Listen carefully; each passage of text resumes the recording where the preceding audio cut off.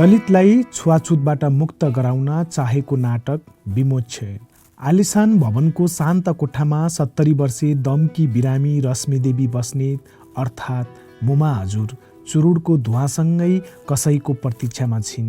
बेला बेला अक्सिजनको सहयोगमा सास लिन पर्ने अवस्थाकी बस्नेत स्मृतिहरूको सहारामा बाँचिरहेकी छन्। श्रीमान कर्णेल श्यामकुमार बस्नेतको मृत्युपछि 2 छोरीमध्ये कान्छी छोरीलाई आफैसँगै राखेर बस्दै आएकी मुमा हजुरको आँखा घरिघरि ढोकातिर जान्छ। यस्तो लाग्छ मुमा हजुरको सास प्रतीक्षाका लागि मात्रै शरीरमा अल्झिएको छ। मुमा हजुर उर्फ रश्मिदेवीको प्रतीक्षाको घडी पनि सकिन्छ। सिधै उनको शयन कक्षमा प्रवेश गरेका दीप दर्नाल अर्थात् कमल घिमिरेलाई बुढेसकालका आँखाले चिन्न गाह्रो हुन्छ रश्मिदेवीलाई। 45 वर्षे दीप दर्नाल 25 वर्ष अघि रश्मिदेवी अर्थात् मुमा हजुरको घरमा कमल घिमिरे नाम राखेर भाडामा बस्दै आएका थिए। कर्णेलको घरमा कोठा भाडामा लिएर बस्दै आएको उनी बिस्तारै रश्मिदेवी र कर्णेल श्यामकुमार बस्नेतको प्रिय पात्र हुन पुग्छन्। कर्णेल परिवार कमललाई आत्मीयता देखाउन थाल्छन्।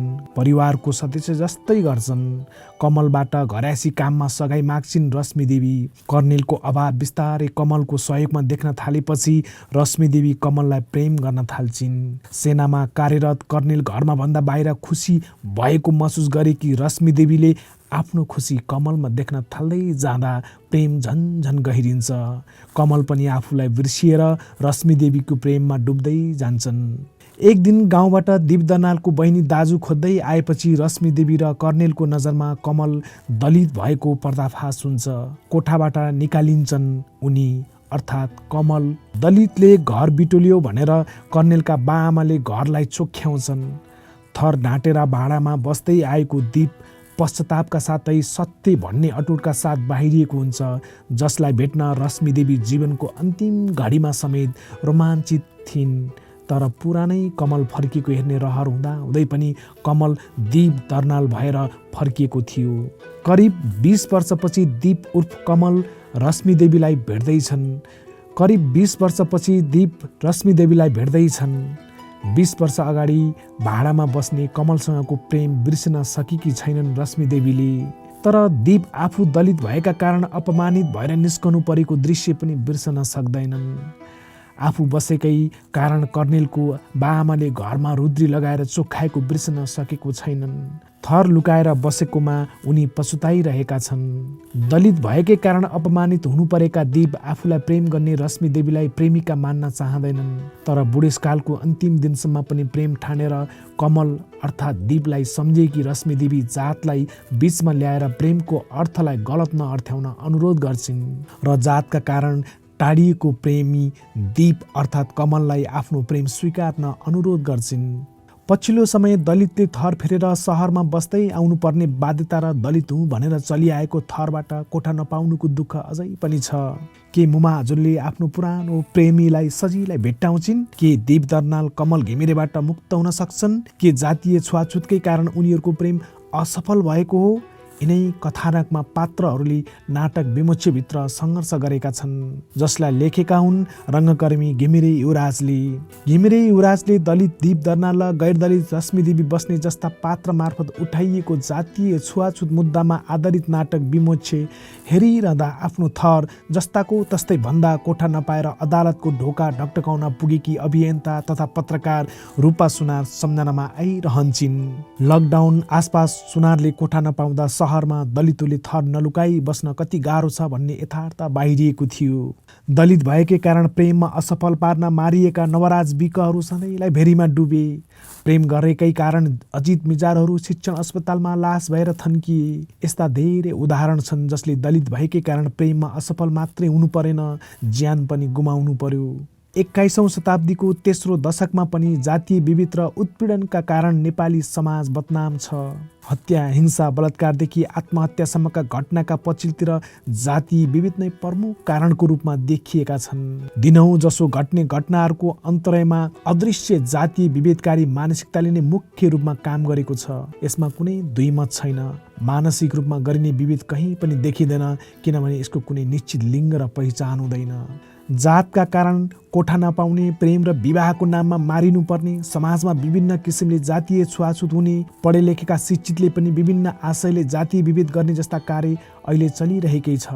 तर समाज र समाजको इतिहास नबुझेका, बुझ्न नचाहने युवाहरू भन्छन् कहाँ छ जातीय विभेद।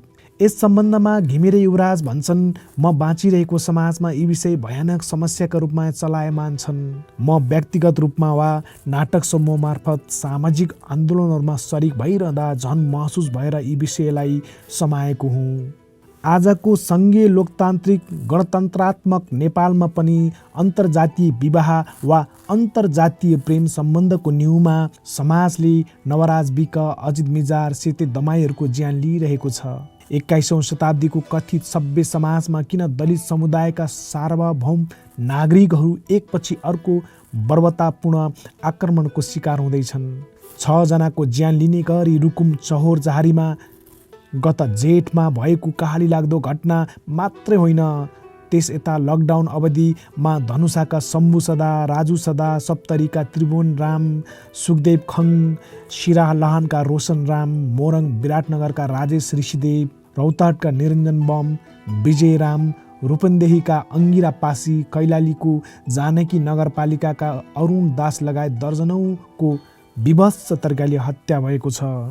यता सहरमा दलितहरू थर ढाँटेर बस्न विवश छन् कि सहरभित्र दलितको घर खोज्नु परेको छ कि क्रिस्चियन धर्मावलम्बीको घर खोज्दै हिँड्नु परेको छ। जात बतायो भने त कोठा नै पाइँदैन, त्यसैले म अहिले बसिरहेको घरमा क्षेत्री हुँ भनी जात ढाँटेर बसेको छु। मेरो जात थाहा पायो भने त घरबेटीले आजै कोठाबाट निकालिदिन्छन्। सहरमा धेरै दलित युवाले यसरी भनिरहेको सुन्न पाइन्छ। सरकारले 2063 जेठ 21 गते नेपाललाई छुवाछुत मुक्त राष्ट्र घोषणा गरेको छ। 2068 साल जेठ 21लाई जातीय विभेद तथा छुवाछुत उन्मूलन राष्ट्रिय दिवसको रूपमा मनाउने निर्णय गरेको छ। जातीय तथा अन्य सामाजिक छुवाछुत तथा भेदभाव ऐन 2068 बनाएको छ, जसको माध्यमबाट जातीय विभेद उन्मूलन गर्न महत्त्वपूर्ण सहयोग पुग्छ। तर सहरमा घिमिरे युवराजको नाटक विमोक्षको दीप दर्नाल झैँ थर फेरेर बस्नुपर्ने अवस्थाबाट पार लागेको छैन। जातीय भेदभाव र छुवाछुत अन्त्यका नाममा राज्यले कागजमा मात्रै काम गरे पनि व्यवहार र स्वभावमा परिवर्तन ल्याउन सकेको छैन।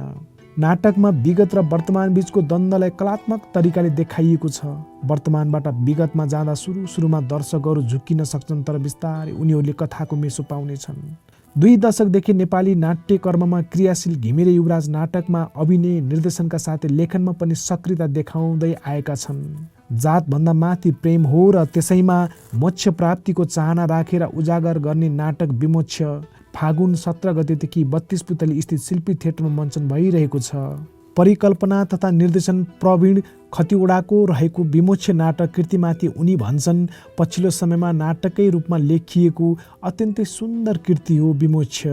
निर्देशकका हैसियतले नाटकमा आफूले केही पात्र, घटना र परिस्थितिलाई मोक्ष गर्न खोजेको बताउँछन्। उनी भन्छन् मोक्ष त गर्न खोजेँ, तर म आफै आसक्ति पण्डितहरूभित्र पर्छु, जो आफै कहिल्यै मोक्ष हुँदैन, तर मेरो मोक्ष गराउने ल्याकत भन्ने अवश्य राख्छु। परिकल्पना तथा निर्देशन प्रवीण खतिवडाको रहेको विमोक्ष नाटक कृतिमाथि उनी भन्छन् पछिल्लो समयमा नाटककै रूपमा लेखिएको अत्यन्तै सुन्दर कृति हो। निर्देशकका हैसियतले नाटकमा आफूले केही पात्र, घटना र परिस्थितिलाई मोक्ष गर्न खोजेको बताउँछन्। उनी भन्छन् मोक्ष त गर्न खोजे, तर म आफै आसक्ति पण्डितहरूभित्र पर्छु, जो आफै कहिल्यै मोक्ष हुँदैन, तर मोक्ष गराउने ल्याकत भने अवश्य राख्छ। सगुना शाह, घिमिरे युवराज, पवित्र खड्का, सागर खाती कामीको अभिनयले दर्शकलाई बाँधिराख्नेछ। नाटक चैत 18 गतेसम्म मञ्चन हुनेछ। धन्यवाद।